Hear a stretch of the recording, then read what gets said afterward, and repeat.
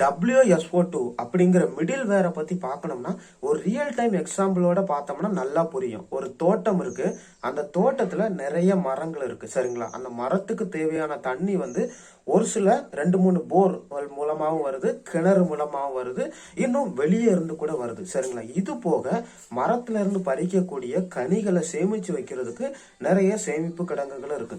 புதுசா ஒருத்தர் உள்ள வராரு தோட்டத்துக்குள்ள, அதாவது அந்த தோட்டத்து ஓனர் கிடையாது. அவர்கிட்ட அந்த ஓனர் என்ன சொல்லியிருக்கிறாருன்னா, கரெக்டா அந்த கார்னர்ல ஒரு மரம் இருக்கு, அந்த மரத்துல இருந்து பறிச்சு இந்த குடோன்ல வை அப்படின்னு சொல்றாரு. இவருக்கு ஒரே கன்ஃபியூஸ் ஆயிருது. ஏன்னா அந்த மரத்தை எங்க இருக்குது, எப்படி போகணும் அப்படிங்கிற எந்த ரூட்டுமே தெரியல.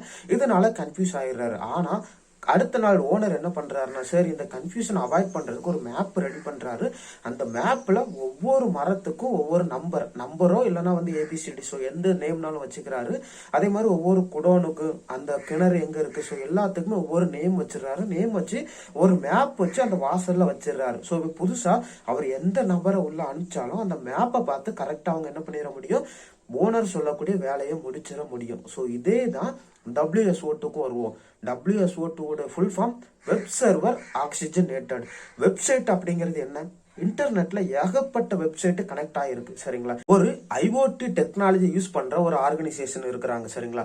அவங்களுக்கு ஒரு 100 வெப் அப்ளிகேஷன் இருக்கு. அந்த 100 வெப் அப்ளிகேஷனையும் கிளவுட்ல கிரியேட் பண்ணி வச்சிருக்காங்க. ஸோ இப்போ அந்த வெப்சைட்டுக்கான டேட்டா பேஸ் எல்லாமே எங்க இருக்கு, ஆர்கனைசேஷன் அதாவது ஆன் பிரிமிசஸ்ல அவங்க லொகேட் பண்ணி வச்சிருக்காங்க. ஏன்னா அந்த டேட்டா எல்லாமே செக்யூர்டா இருக்கணும், அந்த டேட்டாவை நான் கிளவுட்ல வைக்க முடியாது அப்படின்னு சொல்லி அவங்க அந்த ஆர்கனைசேஷன்ல உள்ள ஒரு ஆன் பிரிமிசஸ் லொகேஷன்ல வச்சிருக்காங்க. இது போக ஐஓடி டிவைஸ் நிறைய இருக்கு. ஐஓடினா என்னன்னா, இப்ப நம்ம ஃபேன் இருக்கு, அது போதாதுன்னு ஃப்ரிட்ஜ், ஸோ இந்த மாதிரி எல்லா டிவைசஸையும் நம்ம மொபைல் அப்ளிகேஷன்ஸ் வச்சு என்ன பண்ண முடியும், கண்ட்ரோல் பண்ண முடியும். இதுக்கு தேவையான எல்லா அப்ளிகேஷன்ஸ் என்ன ஆயிட்டு இருக்கு, ஒவ்வொரு இடத்துல அந்த டிவைசஸ்லயே என்ன பண்ணிருக்காங்க, லான்ச் பண்ணிருக்காங்க. ஸோ இப்போ இது எல்லாமே இன்டர்நெட்ல கனெக்ட் ஆயிருக்கு. இந்த ஆர்கனைசேஷன் என்ன பண்றாங்க, இவ்வளவு டீடைல்ஸுமே என்ன பண்ணணும், இன்டகிரேட் பண்ணி வைக்கணும்.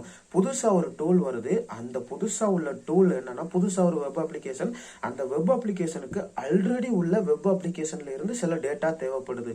ஸோ அவங்க என்ன பண்ண முடியும், ஐடி டிபார்ட்மெண்ட்டை ரிக்வெஸ்ட் கொடுக்குறாங்க, எங்களுக்கு இந்த வெப்சைட்ல இருந்து இந்த டேட்டா வேணும், இந்த டேட்டா பேஸ்ல இருந்து இந்த டேட்டா வேணும் அப்படின்னு சொல்லிட்டு அந்த ஐடி டிபார்ட்மெண்ட் கன்ஃபியூஸ் ஆயிடுறாங்க. ஸோ இவங்க எது கேட்கறாங்க, நிறைய கான்ட்ரடிக்ஷன் வரும். ஸோ இதை அவாய்ட் பண்றதுக்கு ஆல்ரெடி இந்த எல்லா அப்ளிகேஷனையும் நம்ம என்ன பண்ணிடுறோம், WSO2ல இன்டகிரேட் பண்ணி வச்சிடறோம். அந்த WSO2 என்ன பண்ணுது, நிறைய ஃபீச்சர்ஸ் அவங்க கொடுக்குறாங்க. என்டர்பிரைஸ் இன்டகிரேட்டர், API மேனேஜர், இது போக ஐடென்டிட்டி மேனேஜர் அப்படின்னு சொல்லி நிறைய ஃபீச்சர்ஸ் அவங்க கொடுக்குறாங்க.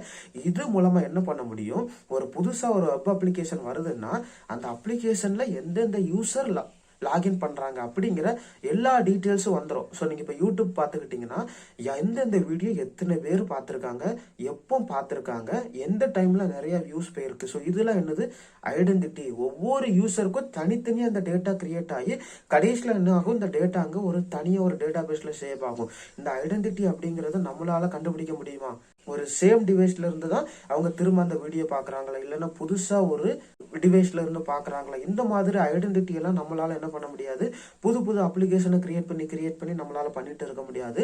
நம்ம டிஃபால்ட்டா உள்ள இந்த WSO2 வந்தோம்னா அவங்க நிறைய ஆல்ரெடி உள்ள ஃபீச்சர்ஸ் நம்ம யூஸ் பண்ணிக்கலாம். ஸோ யூஸ் பண்ணோம்னா நம்மளுடைய எஃபிஷியன்சி கூடும், நம்ம டெவலப்மெண்ட்ல அதிகமா ஃபோக்கஸ் பண்ணலாம். ஸோ இந்த மாதிரி இன்டகிரேஷன் பண்ணி கன்ஃபியூஷன் ஆகிக்கிறதுக்கு பதிலாக நம்ம டெவலப்மெண்ட்ல ஃபோக்கஸ் பண்ணி நம்மளுடைய பிஸ்னஸா க்ரோ பண்ணலாம். ஸோ இதுதாங்க WSO2 உடைய ரியல் டைம் எக்ஸாம்பிள்.